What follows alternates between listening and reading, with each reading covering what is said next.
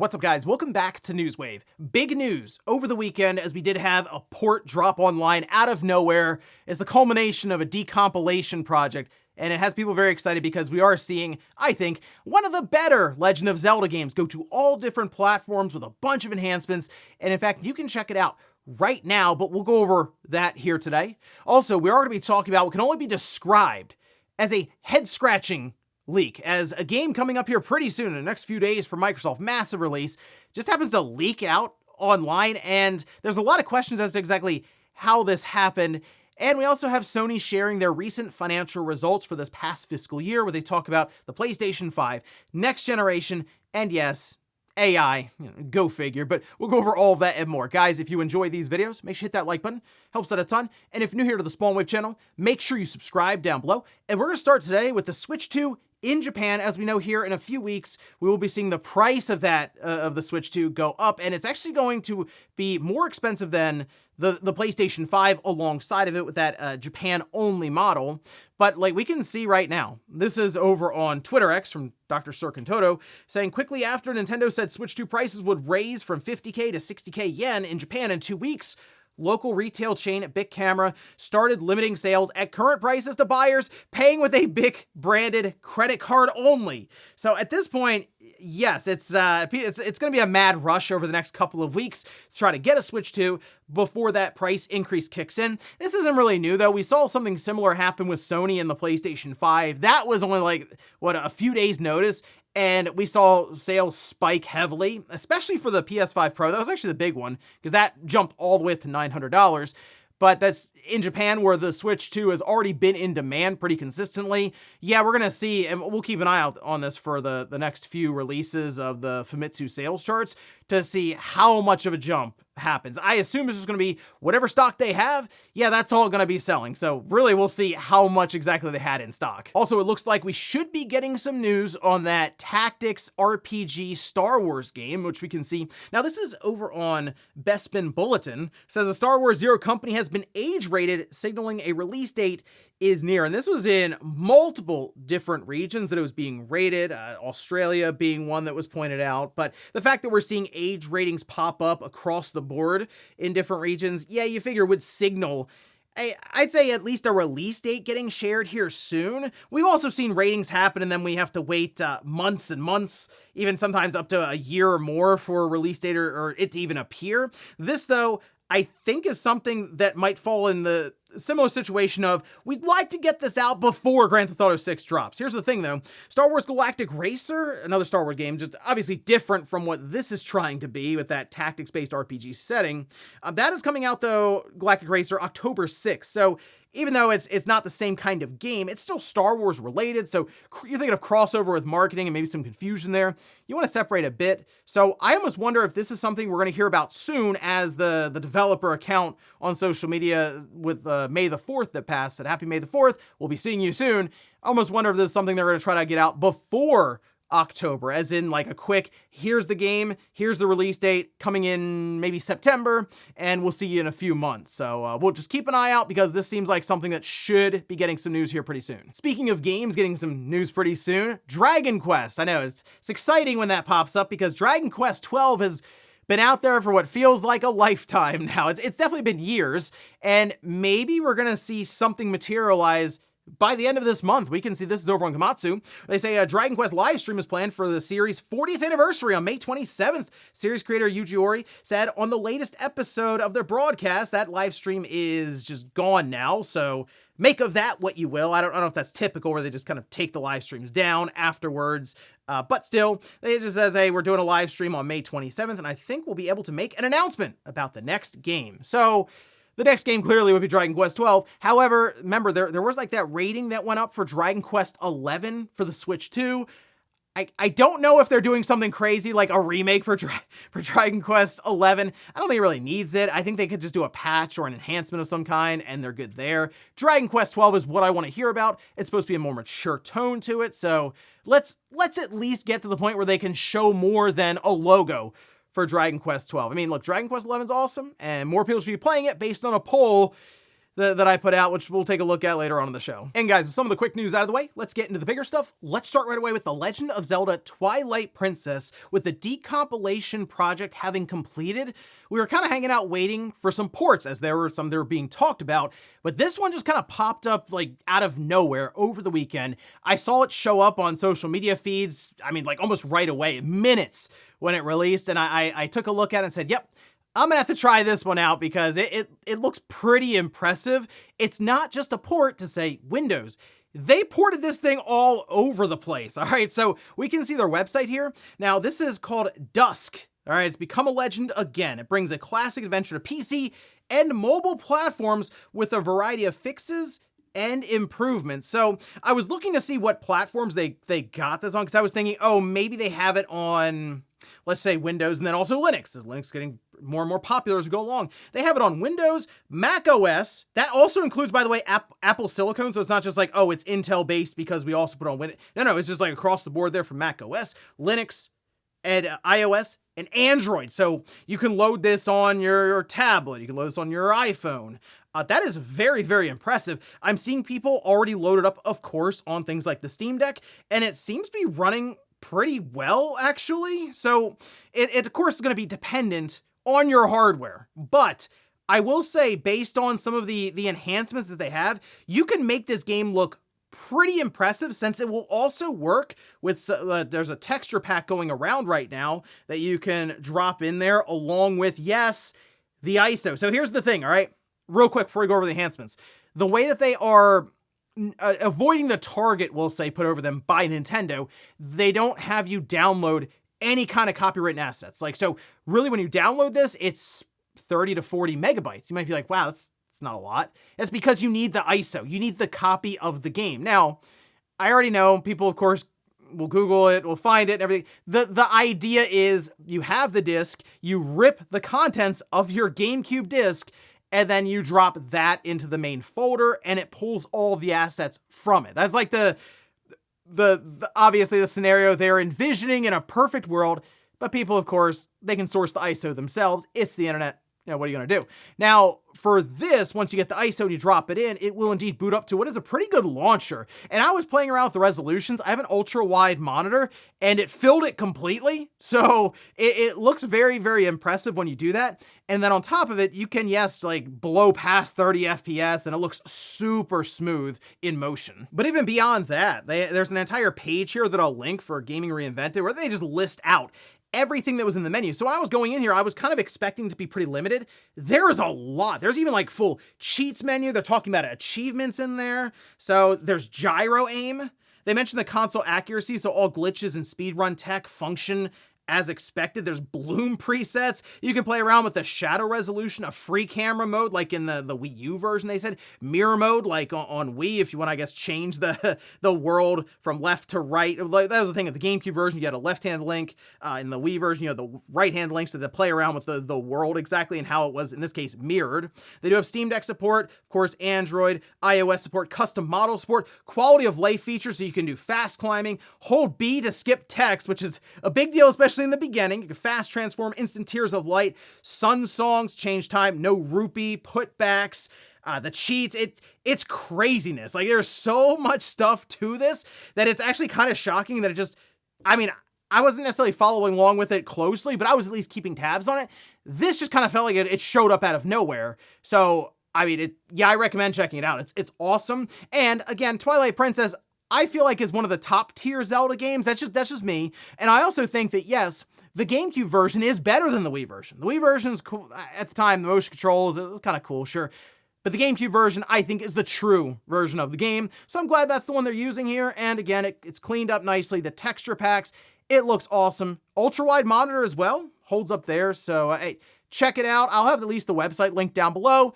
You can work on finding ISOs and assets and stuff yourself. But for now, really, really cool to see Twilight Princess get ported all over the place under the Project Dusk. Next up, let's talk about a head-scratching leak that appeared online. It's weird because the game is out in early access in 5 days. That's Forza Horizon 6. Forza Horizon is a massive, massive franchise for Microsoft. We know Forza Horizon 5 was like a year or so ago. It was reported that it had 40 million players.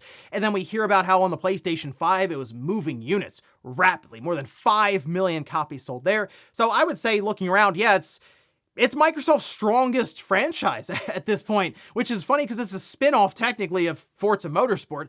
Still, though, you feel like you would want it to be as protected as possible. Well, what seems to have happened is it showed up on SteamDB and people were able to access the files. This we can see, this is over on DSO Gaming, says it appears that fully playable versions of both Forza Horizon 6 and Directive 8020, that was another one alongside of it, have been leaked online. Not only that, but both of these games have been cracked. According to reports, both of these games are playable. Both of them only had the Steam DRM. As such, it was quite easy to crack them. Regarding Forza Horizon 6, you can play it in offline mode. On the other hand, Directive 8020 does not have an online mode, as it's a single-player game. I will say with Forza Horizon 6, it is a very interconnected, just like Forza Horizon, very interconnected type of game. Like, you'd be driving around and see people, like cars that are representative of people on your friends list driving around. Obviously, with Forza Horizon 6, with what they've mentioned, there's a big, big focus on like the community aspect with meetups and multiplayer racing there. So there is a large chunk of the game that you're missing out on if you're not going to go online, which is what would happen if you just have a pirated version of the game. But this is strange because it's 155 gigabytes worth of files, and somehow it shows up on SteamDB where people are able to just access it completely and then immediately break the Steam DRM. So I don't know if this was somebody who just accidentally pressed a button and here's Forza Horizon 6, or if this was something that was more of an automated situation on Steam side. It's hard to tell, but I can't imagine Microsoft's gonna be very happy about this one because of how important this sort of a launch is. That said, it's specifically the PC version, so the Xbox version, people will still have to buy and play through Game Pass or what have you, but it doesn't look great on Microsoft's side. It looks kind of like incompetence, I guess, but there you have it. Forza Horizon 6 floating around. I guess this is a time to warn about spoilers?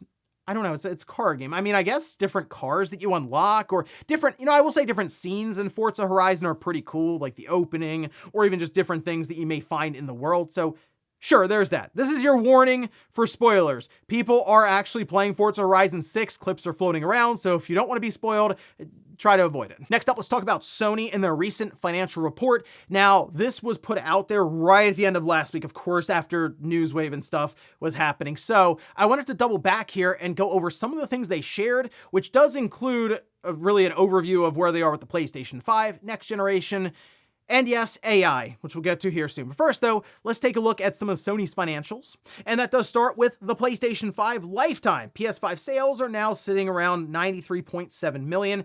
They sold 1.5 million systems in Q4. Little lower than, that's lower than I was expecting. Remember, all of this that we're seeing in this report is before the price increase. All right, so that's gonna be interesting to see what happens with a more expensive PlayStation 5 and especially PlayStation 5 Pro going throughout 2026. 16 million PS5 consoles sold this past fiscal year. That is down from the 18.5 million from the year prior. And this is typical for a console's life. It is going to slowly tick down and decline as we go along here. So I think 16 million even in this year for the PS5 is still pretty good. Curious to see what happens with GTA 6 because Sony did say that PS5 hardware availability for this fiscal year will heavily rely on memory supply and profitability conditions. It almost sounds like they were alluding to the idea that they may have a hard time making enough PS5 systems for GTA 6. Like, they're gonna have a hard time getting past, say, the 16 million PS5 consoles that are already that they had sold this past fiscal year, because I do think GTA 6 is gonna be a massive driver for hardware for Sony if they have the systems ready to go. All right. So they did say that their sales this past fiscal quarter, 85% digital, which that's not good for physical collectors out there because it keeps trending in the direction of, yeah, not a lot of people are buying disc-based games. Although I will say this would account for everything going through PlayStation Network. So anything I figure on the DLC front, anything with I guess microtransactions or digital-only software, I should say, of course would work to skew this completely in the direction. But basically, it's going in we've even had like some quarters where it's 70%. No, 85%. That's not great. All right, operating income was the highest it's been for gaming, but that was knocked down by the additional write-down of Bungie, which was now accumulated to $765 million. I did a video on this, by the way, on Sunday, so check that out if you want more information on that one. Not looking great, though, for Sony and Bungie. That's for sure. Their investment into next-generation platform, which PS6, clearly, it has increased. They've been pushing more and more into that, and we figure there's also a handheld out there somewhere. So if they have a PlayStation 6 and a handheld getting set up, yes, it makes sense that we would start to see the cost build around their R&D and then working to produce these things as we go into 2027, as it still appears, I say appears, that their plan is holiday 27, although Hiroki Toki was asked about this during the investors briefing, and it sounded like he wasn't really sure when the PS6 was going to come out or how much it was going to cost. Like, it kind of sounds like it's still sort of up in the air right now. I do feel like they're aiming for holiday 27, but it wouldn't shock me if we end up in 2028 and the PlayStation 6 and this PlayStation 6 handheld still has not shown up on the market. But one thing's for sure, Sony, just based on their verbiage and how they were sort of talking about this year coming up, it's going to be a struggle to get enough memory for the PS5. So how do they get enough memory for the PlayStation 6 into 2027? That's their problem to figure it out, but it doesn't seem like it's going to be an easy one to solve. So that's going to be something. At least for now, the PS5 seems to be getting aligned with Grand Theft Auto 6, as Sony was also pointing to GTA 6 in their investor slides as one of the big releases for PlayStation in 2026. Go figure. Yeah, I think a lot of people are going to be buying that game on the PS5, and they're going to also be looking, of course, to buy hardware. So I think we're going to get to a position where there's not going to be any PS5s to really buy around that time because people are going to go out, buy them. Sony's having a hard time getting enough of them out there, and GTA 6 just pretty much wipes out all of that stock. But hey, we'll see as we get further into the year, because this AI stuff seems to shift just about every week. And speaking of which, we can actually take a look at what Sony had to say there. This was all discussed in some of their further explanatory material, more slides they put out, just kind of going over some of the things that they're currently working on. These are pages 28, 31, 32, and 33, starting at the top as they went between Hiroki Toki and then also the CEO at Sony PlayStation Interactive, Nishino, saying, alongside our own efforts, we are currently engaged in a collaborative pilot initiative with Bandai Namco Holdings to explore how generative AI and the latest technologies can most effectively contribute to realizing a creator's vision in the realm of video production. Through these explorations, we have identified massive gains in speed and productivity per person, as well as how to concretely address the shortcomings of generative AI based on the understanding of the strengths and weaknesses of the model. So, okay, they have a partnership with Bandai Namco. They're putting generative AI through its paces. Most likely, I feel like Sony probably has their own large language model that's just internal and proprietary to them. I don't know if they're specifically using like a ChatGPT or a Claude or a Gemini.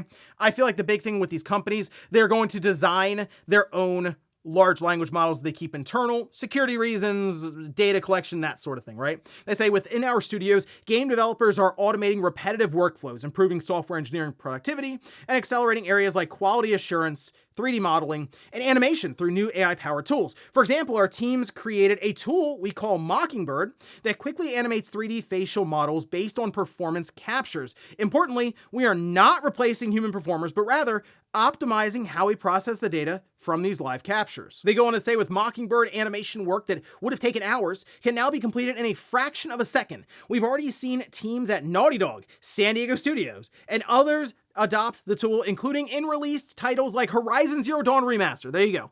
People probably didn't know, but yes, there was generative AI, it appears, with their tool used for Horizon Zero Dawn Remastered. I told you guys, they're not necessarily going to say things up front. They'll tell you afterwards. As AI capabilities evolve, the role of our creators will remain unchanged.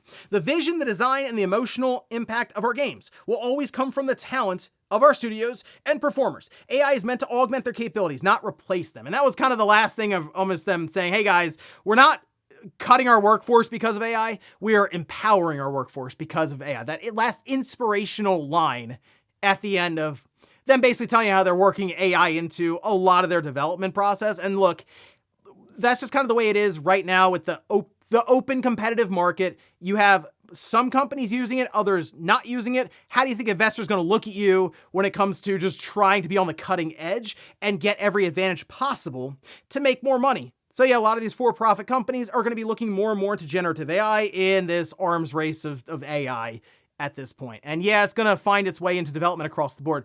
Any company right now that is for-profit, is public, they probably have at least some internal experimentation with generative AI, and if it's something that can benefit them, in this case, it's Sony and Bandai Namco working together to try to develop it further, and so there you go. You're gonna hear about it again, I think, after a game comes out. I don't necessarily know if it is great marketing material yet. Maybe in the future when people are more on board with AI, if that does end up happening, it'll start to show up as like a big selling point. But for now, it's kind of pushed to the background. They'll use it in development, and then a year or two later, you hear about it at GDC. And before we go to the comments of the day, we'll take a look at the poll that I posted up yesterday, where I asked, have you played Dragon Quest XI? Okay, 38% of you are correct. You said yes. And I have good news for 62% of you. There's greatness out there for you to experience right now with Dragon Quest XI. I think, we'll see what happens with this live stream coming up, because if Dragon Quest XI S, as an example, gets some new enhanced edition across the board, here's a Switch 2 version, here's a PS5 version, Xbox, whatever, right? PC version, that obviously would be the one to then recommend. But Dragon Quest XI is an awesome experience. Highly recommend it, especially if you see Dragon Quest 12 and you're like, oh, okay, I kind of want to play something Dragon Quest related. It's a go-to. It's a great RPG, certainly worth checking out. And we'll finish up with the comment of the day, as you're seeing here. This is from CJ, who says, I never thought the uncanny valley would apply to anthropomorphic characters. That's the funny thing with Nintendo. I think people imagine what a realistic Mario game would look like, and in their mind, like, that would be awesome. I feel like if you showed them what that would really look like, they'd go, that is terrifying. I think people, for the most part, just prefer Nintendo to have kind of that more exaggerated, I don't say cartoony, but stylized look to all of their games. However, Star Fox was kind of always viewed as a more realistic look. Even like the creators come out and said, the way it looked on the box art for the Super Nintendo look, that artwork in the beginning with the puppets, that's kind of how I envisioned the Star Fox universe to look. It's just technology wasn't able to convey that at the time. Now, it can. And people are still like unsure exactly. They're like kind of doing the sideways. Like, I can see it. It's the legs, I think. It's the characters look very top heavy. They have like the small legs as you'd expect for Falco, for example, or even technically Fox. I think Slippy, out of all of them, I think Slippy looks the best. So there you go. Slippy actually got a win this time. And ladies and gentlemen, that's going to do it here for Newswave. If you enjoyed this video, guys, hit that like button. If not, hit the dislike. Leave comments down below about everything we talked about here today. If you missed last week's Newswave, I'll leave it up here on a card. Or maybe you wanted to hear more about the situation with Sony and Bungie and how, honestly, dire it really looks. I did a video on that, and I'll leave right below. Thanks, guys, for watching, and I'll see you next time.